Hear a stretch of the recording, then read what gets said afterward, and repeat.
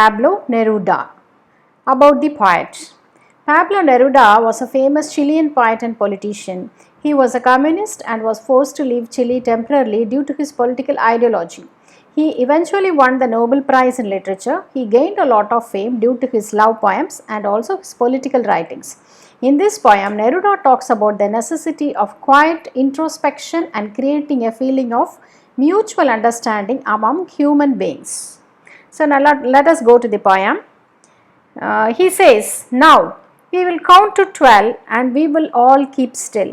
For once on the face of the earth, let's not keep in any language. Let's stop for 1 second and not move our arms so much. It would be exotic moment. Without rush, without engines, we would all be together in a sudden strangeness." Here in this poem, the poet starts with a dramatic scene. The poet asks the readers to count 12. The poet symbolically he says that we are revolving around the clock, that our life revolves around the clock. In this poem, the poet appeals to stop all the activities and urges not to talk in any language. Here the word face of the earth refers to everyone on the earth. It is to be noted that the poet also mentions once and in 1 second in this stanza. This appeal is to set on the premise that humans are constantly speaking and constantly moving. The poet reinforces the fact that people do not have time to stop and introspect. The poet thinks that language creates disputes and problems for others. The poet also says, "Do not move your arms so much." Here he appeals to the people not to be over ambitious and do not be too busy in pursuit of your selfish goals. He also asks the people of the world to stop for a second and think about what they do and what they talk. In the last 3 lines, it would be an exotic moment without rush, without engines. We would all be together in a sudden strangeness. Here the poet says people would stop their babbling tongues and moving arms. Instead of search outside, they would look inside and do some introspection. It would be a very beautiful moment because everyone will follow the same language, the language of silence.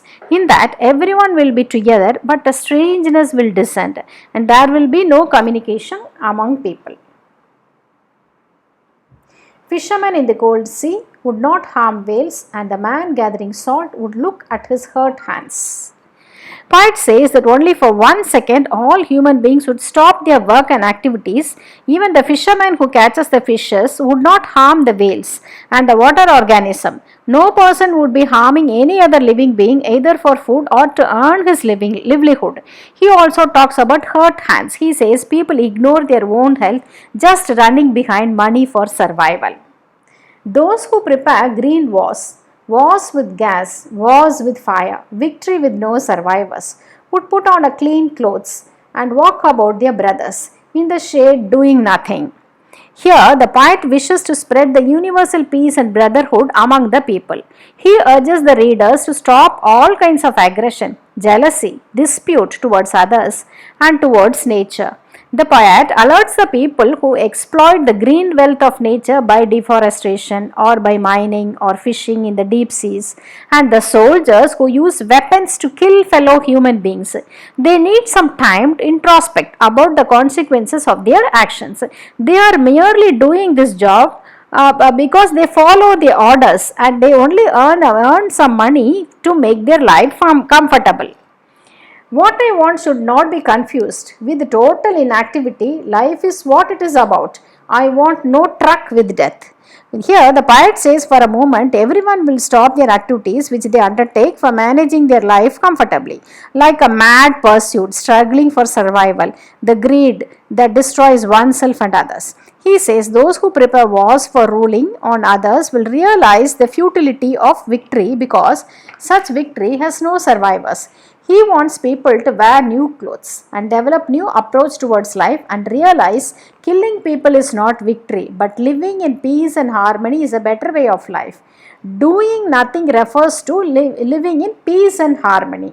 So what I want should not be confused. In this poem, the poet continuously talks about silence, and to stop all the activities here, the poet reminds us that he is not talking about death or total inactivity. So we should not get confused about when the poet says doing nothing. The poet gives a message is about life, and he says, the poet's message is about life, does not want to be related in any way to death. It is not a state of inactivity, but rather of continued action at a slower pace. If I were not so single-minded about keeping our lives moving, and for once could do nothing, perhaps a huge silence might interrupt this sadness of never understanding ourselves and of threatening ourselves with death. Perhaps the earth can teach us, and when everything seems dead and later proves to be alive, now I will count up to 12 and you keep quiet and I will go. Neruda says that the human life is full of struggles and pain because of single-mindedness. He talks about single-mindedness. Here he refers to selfishness. In this busy world, human beings have become very selfish for maintaining his life comfortable and earning the livelihood and other necessities of life. They always spend time for their own welfare and success. He mentions about the basic concerns of all human being is being alive. Perhaps the earth can teach us. So what does the earth teach us? These lines describes the poet's message for human beings. He provokes humans to learn the lesson from nature. What seems dead rejuvenates again. The earth gets itself refined of all these trivial discrepancies, counting them all as a part of their rejuvenation process. Despite all natural disasters and calamities, the earth continues its journey. The cycle of reconstruction continues. In the last two lines, the poet tries to maintain the third person viewpoint towards the entire poem, and he tries to quietly provoke a thought and leave the scene as he initiated the thought process and passed the message. Now it is all up to human beings to think, and we have to introspect ourselves whether what we do is right or wrong. Thank you. For detailed notes and question and answers, log on to https edugurunotes.blogspot.com.